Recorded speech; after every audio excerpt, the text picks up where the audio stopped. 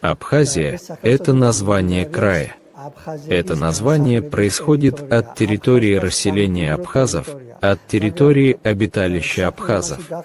Однако, дело в том, что в названии той Абхазии и в старом названии Абхазете не подразумеваются абхазы, которые обитают в сегодняшней Абхазии и самоназвание которых, между прочим, является Апсуа. Дело в том, что Абхазия была грузинским историко-этнографическим краем, населенным грузинским этносом, населенным грузинскими абхазами. Абхазия была таким же грузинским краем, какими грузинскими краями были Ретия, Сванетия, Мигрелия, Гурия и другие. Абхазия была вот таким же краем, грузинской историко-этнографической провинцией. Однако, потом произошли события, и это не какое-то особое событие, которое касается Грузии. Это событие происходит в очень многих странах мира, и в истории случались такие события.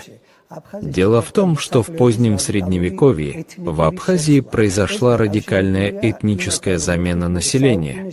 Это связано с тем, что в XV веке распалась единая грузинская монархия.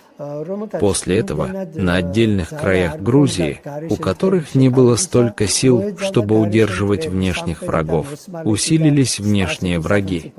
С юга – османское и персидское государство, а с севера – горная стихия севера. А Грузия, которая в XV веке распалась на части, уже не смогла справиться с этой стихией. В Абхазии произошла инфильтрация, постепенное переселение кавказских горцев, а затем и их слияние с местным населением. Эти кавказские горцы были джики, родственная абхазам этническая группа. Джики жили в Причерноморье Грузии, в историко-этнографической провинции Джикети. Это та территория, которая отделилась от Грузии после XV века. Сам этот Джикети испытывал усиление натиска горских племен, и сами джики подверглись этническому изменению. Кроме этого, в Абхазии происходил процесс переселения апсуйцев с Северного Кавказа. Сами эти апсуйцы жили в Причерноморье в XIV-XV веках. Они стали вынуждены переселиться из Причерноморья на Северный Кавказ. А затем, в XVI-XVII веках, происходит обратный процесс, но в период проживания апсуйцев на Северном Кавказе с ними также слились северокавказские этнические группы. Если раньше апсуйцы были христианами, то они потом стали язычниками. Процесс переселения апсуйцев в Абхазию происходил в XVI, XVII и XVIII веках, и они слились с местным населением. В результате этого произошло этническое видоизменение абхазов, то есть произошло видоизменение того этноса, который жил на территории Абхазии.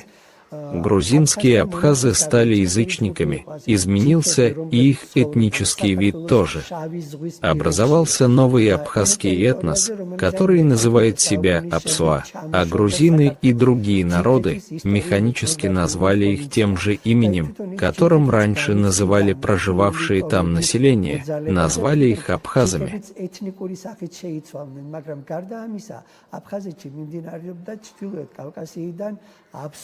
ჩამოსახლების პროცესი. თვითონ ეს აფსუები არიან შავი ზღვის პირეთში ცხოვრობდნენ მე-15 საუკუნეებში და იძულებული გახდნენ შავი ზღვის პირეთიდან ჩრდილოეთ კავკასიაში გადასახლებულიყვნენ. და შემდეგ უკვე პროცესი ხდება მე-16, მე-17 საუკუნეებში. მაგრამ ჩრდილოეთ კავკასიაში ცხოვრების პერიოდში მათაც შეერწყა ჩრდილოკავკასიური ეთნიკური ჯგუფები, თუ ადრე ქრისტიანები იყვნენ, გახდნენ წარმართები, მათი ჩამოსახლების პროცესი მიმდინარეობდა მე-16, მე-17, მე-18 საუკუნეებში და ადგილობრივ მოსახლეობასთან მათი შერწყმა. ამის შედეგად აფხაზების ეთნიკური სახეცვლილება მოხდა. ესე იგი, იმ ეთნოსისა, რომელიც ცხოვრობდა აფხაზეთის ტერიტორიაზე.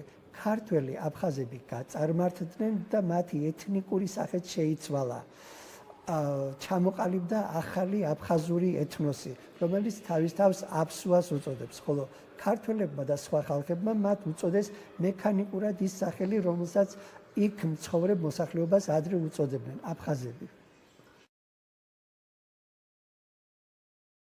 ერთი პერიოდი აფხაზეთს უწოდებდნენ არა მარტო საკუთრივ აფხაზეთის ტერიტორიას, არამედ რადგან აფხაზეთის შემადგენლობაში გაერთიანდა და ეს ჩვეულებრივი პროცესი იყო, მთელი დასავლეთი საქართველო და ჩამოყალიბდა აფხაზთა სამეფო მერვე საუკუნის მიწურულს, აქედან გამომდინარე მთელ დასავლეთ საქართველოს. ეს არის ნიკოპსიიდან დაწყებული ლიხის ქედამდე ეწოდა აფხაზეთი და ამ აფხაზეთის დედაქალაქი იყო ქალაქი ქუთაისი. Შემდეგ, როდესაც დავით აღმაშენებელმა В один период Абхазией называли не только территорию собственной Абхазии, по той причине, что в конце VIII века вся Западная Грузия объединилась в составе Абхазии и образовалось царство абхазов, образовалось Абхазское царство. Исходя из этого, вся Западная Грузия, начиная от Никопсии до Лихского хребта, была названа Абхазией. Столицей этой Абхазии был город Кутаиси. Потом, когда Грузия объединилась во времена царя Баграта III, после этого, вместе со всей Западной Грузией и вся Восточная Грузия стала называться Абхазией. Это было так при Баграте III, при Георгии I, при Баграте IV, при Георгии II и при Давиде Строителе. Во времена царя Давида Строителя тюрки-сельджуки были изгнаны из Восточной Грузии, а затем столица была перенесена в Тбилиси. Пока Давид Строитель не перенес столицу Грузии в Тбилиси, до этого времени вся Грузия называлась Абхазией. Потом постепенно это название Абхазия было заменено на название Сакартвела, Грузия, но дело в том, что наши восточные соседи по-прежнему упоминали Грузию под названием Абхазия. Я могу назвать очень известный пример этого. Вот в XII-XIII веках был такой поэт Хагани Ширвани, который посвящает царице Тамар такое стихотворение.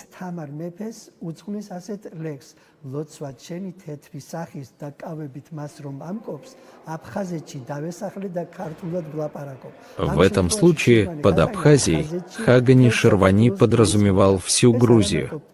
Такое понимание Абхазии характерно не только для Хагани Ширвани и других поэтов, но и в целом ряде исторических источников. Вся Грузия упоминается под названием Абхазия. Потом уже начался процесс сужения значения этого названия, и уже под названием Абхазия называлась только та территория, которая была населена абхазами. Это название Абхазия в разные периоды охватывало разные территории. Например, до середины XVII века Абхазия была на территории от Гагры до Киласури, а еще раньше Абхазия была на территории от Гагры до Гумисты.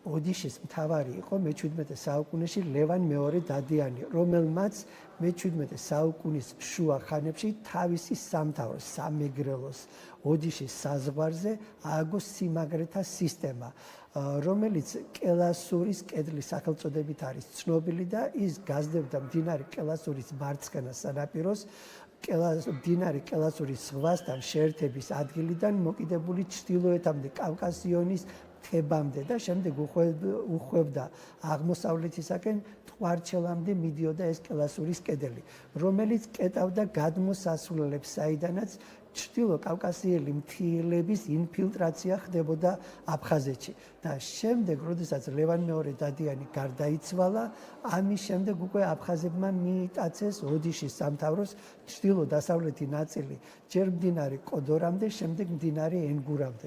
В XVII веке владетельным князем Одиши был Ливан II Дедиани, который в середине XVII века построил систему крепостей на границе своего княжества, на границе Мигрелии, Одиши. Эта система крепостей известна под названием Киласурская стена. Киласурская стена проходила по левому берегу реки Киласури. Она начиналась в место впадения реки Киласури в море и доходила до севера, до гор Кавказского хребта. Затем Киласурская стена поворачивала на восток и доходила до Ткварчели. Эта система крепостей, Киласурская стена, закрывала переходные пути, откуда происходила инфильтрация северокавказских горцев в Абхазию. Потом, когда скончался Ливан II Дедиани, после этого абхазы уже захватили северо-западную часть Одишского княжества.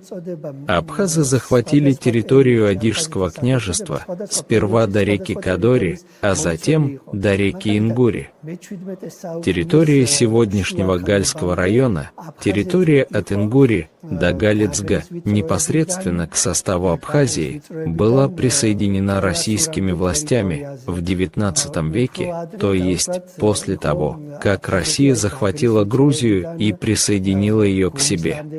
Мы даже можем назвать конкретную дату, когда территория от Ингури до Галицга была присоединена к составу Абхазии. Это произошло в 1866 году. Итак, формирование Абхазии в ее сегодняшних границах происходит со второй половины XIX века, и, между прочим, это продолжается до начала XX века включительно. Вот такому видоизменению подверглось название Абхазия с территориальной точки зрения и с точки зрения его значения, его содержания. ჩრდილო-კავკასიელი მთიელების ინფილტრაცია ხდებოდა აფხაზეთში და შემდეგ, როდესაც ლევან მეორე დადიანი გარდაიცვალა, ამის შემდეგ უკვე აფხაზებმა მიიტაცეს ოდიშის სამთავროს ჩრდილო-დასავლეთი ნაწილი, ჯერ მდინარე კოდორამდე, შემდეგ მდინარე ენგურამდე.